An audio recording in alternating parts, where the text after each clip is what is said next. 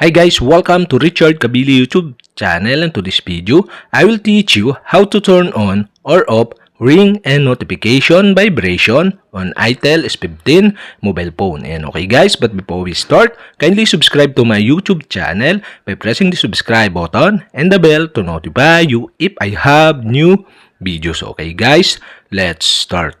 So okay guys, here in your itel S15 mobile phone, you'll have to do is go to settings.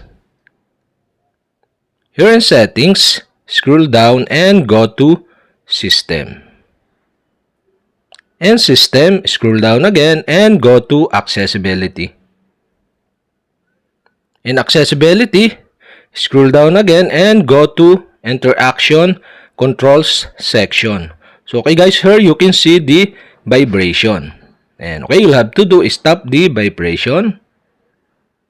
Here in vibration, you can see the ring and notification vibration. And the ring and notification vibration is on. And okay guys, to turn off this, you'll have to do is stop the ring and notification vibration. And okay guys, here you can see the on and off. And okay, to turn off the ring and notification vibration, you'll have to do is select or tap the off. And that's it. Okay, you have successfully turned off. And to turn on again, you'll have to do is select or tap the on. And that's it. Okay, you have successfully turned on or off ring and notification vibration on itel S15 mobile phone. And okay guys, if you have a question, kindly comment below.